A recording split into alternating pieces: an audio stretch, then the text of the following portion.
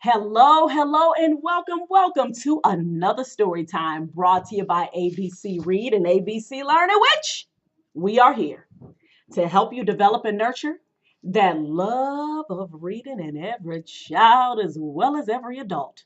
How are you all doing out there today, evening, real late at night, in the middle of the afternoon, real early in the morning, real late at night, whatever time of day it is, wherever you are around the globe? I hope that you all are just doing absolutely splendid. And I hope that you all have read or you're planning to read for at least 30 minutes. That's what's up, y'all. Well, before we get started with the read aloud, I just wanted to share with you all really quickly about how you can get your children into reading. I've been asked that before. And basically, it is not rocket science, y'all. I mean, y'all can just do a few simple things. For example, simply, especially by school being out, go to the library. Of course, we know it is free. We can take out the books, which are free. And what you do is, number one, have the babies go. Let them choose the books, of course, with your approval, the books that they are interested in.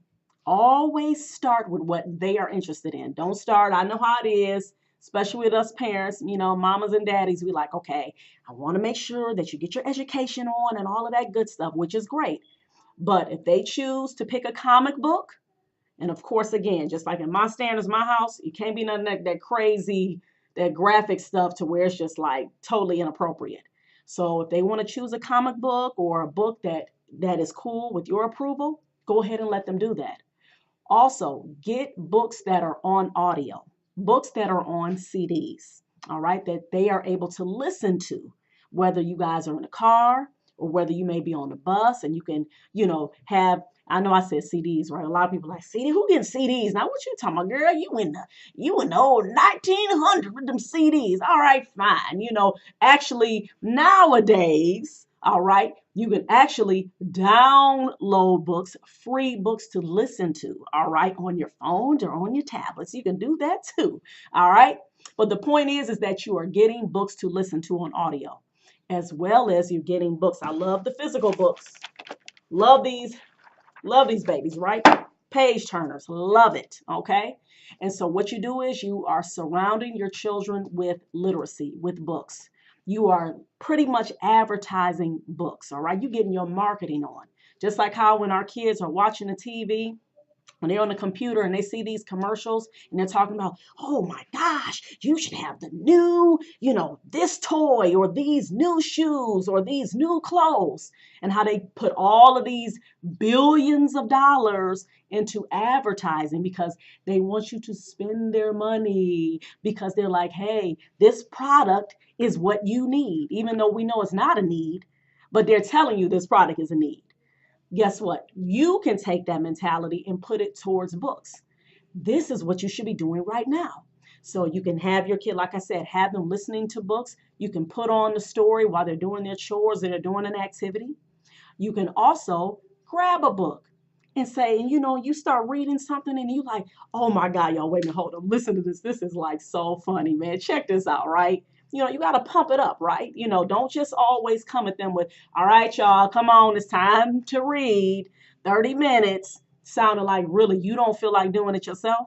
You have to pump it up too. And also, as parents, do things like you take your book and then you just start reading. Make sure you're reading in front of your kids. I'm telling you, those types of things, it gets into their subconscious, and then they start seeing that, okay, reading is high on the value ladder in my household. Those little small things consistently, daily, will get your child into reading and it'll help them to develop and nurture their love of reading. I'm telling you, take that to the bank. All right, y'all, that's what's up. So now, here we go. Fish in a Tree. Y'all see this book, right? I already finished the book and I'm like so excited about what happens in the end. But of course, I haven't finished reading to you all. All right. And the cover is gone. All right. That's how you know somebody's been reading the book, right? Cover's just all worn, it's all torn, but that's all right. It's been being put to good use. And so this book, Fish in a Tree by Lynda Mullaly Hunt, We are on chapter 37. Getting close to the end of this book, y'all. Allie Nickerson, for those of you who are newcomers, new subscribers, she's struggling with reading, all right?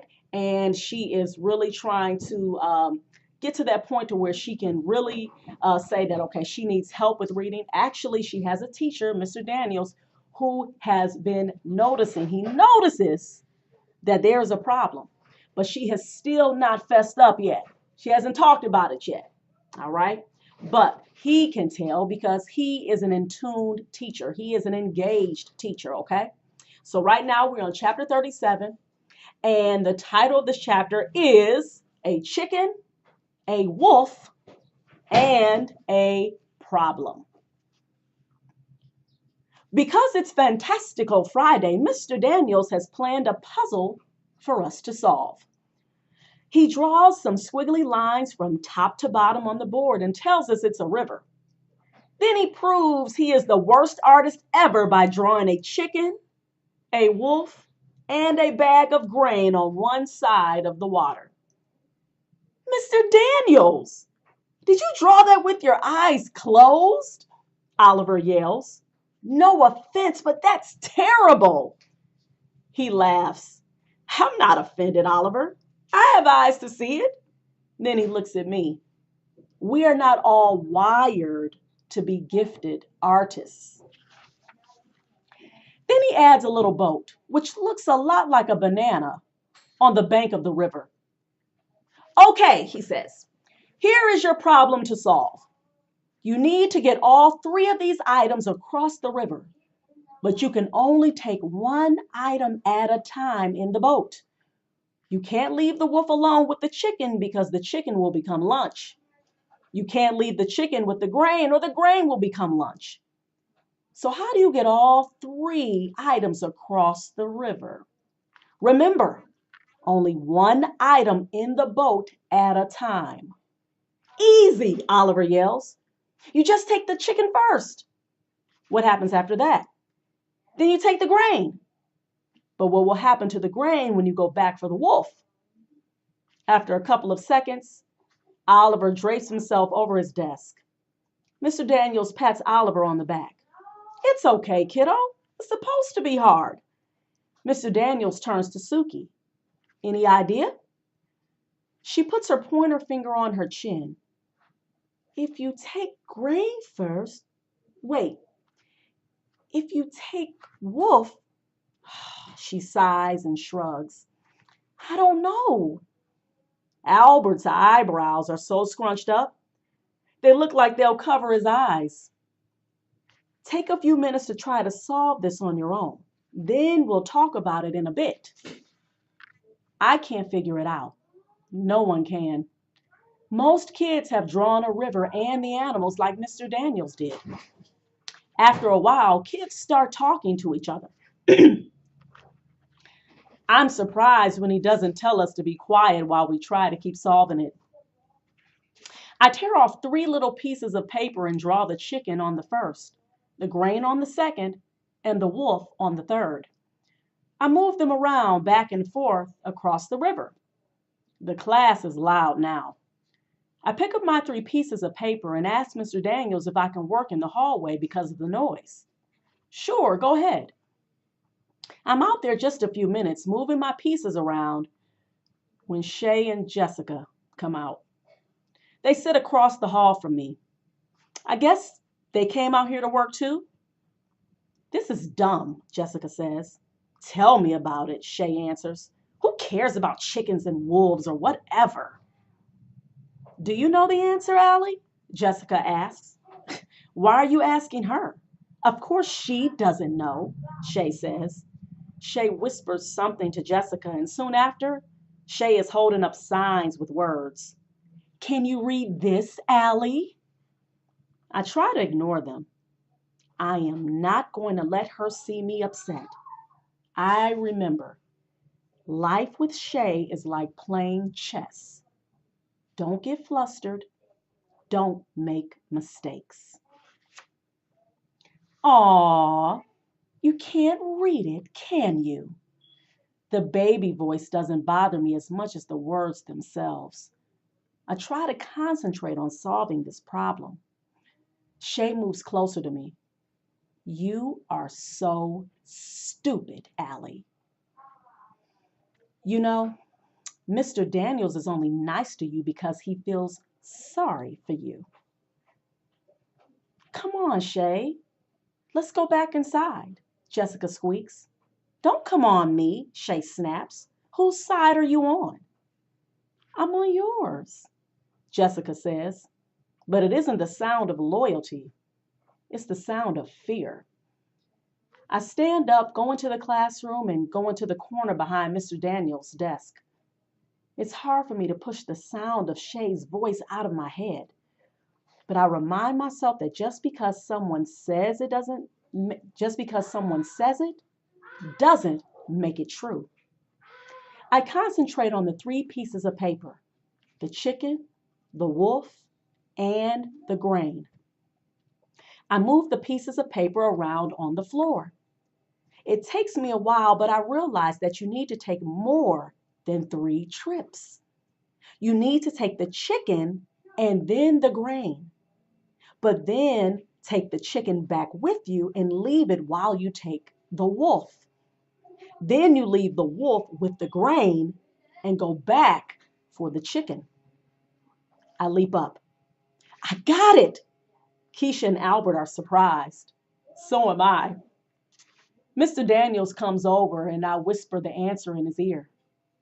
Impressive work, Allie. He says I can go around and help others for the last remaining minutes. Allie, Max says in a loud whisper, what's the answer? Come on, tell us how you did it. By now, Shay and Jessica have come back in and they see me helping Max. When I swing by her, Shay says in a low voice, you're still a loser, Allie. A total and complete loser. But Jessica smiles a bit at me. Mr. Daniels calls us back to our seats. Okay, that was a 2-part assignment. The first was to solve the puzzle. The second was to see who could stick with it. Who would work on it until it was solved. Congratulations to the few of you that did. If you are one of the many that gave up and started talking to your friends about soccer and other things, I want you to consider that no matter how smart you are, success is reached with hard work too. I can't believe it. My experience with endless frustration and having to work on things for so long has actually paid off. I guess maybe I'm having trouble is not the same as I can't. All righty, you guys. I told y'all. Y'all know this book is fierce, right? I'm loving it. Look at that valuable lesson, right? And you see how Allie persevered through Shay's nonsense? I know Allie just wanted to just go bang beside that head, right? But she kept her composure. She didn't do that. She persevered. She said, okay, you know what? I'm knocking that mosquito out my way, right? Because that's how you got to treat Shay. Shay like a mosquito, right? Just like pop, pop, pop, get out my way, right? Not touching her physically, but in her mind, right? Mentally. She said, you know what? I'm going to focus. And notice what she said. She said, dealing with Shay is like playing chess, right? Because anybody who knows about chess, even if you aren't a chess player, you should at least know rather that is a game of strategy and focus, right? You just don't go in and just start making moves like how checkers is. You go dun dun dun checkers. No, chess is a thinking person's game. All right. So when Allie said that was awesome. And you check that out in the chapter before where she talks about playing chess with Mr. Daniels as well. All right, you guys, that's it for today. Remember to like, subscribe, and share our videos. And remember to please keep reading for at least 30 minutes, y'all. Peace, reading family.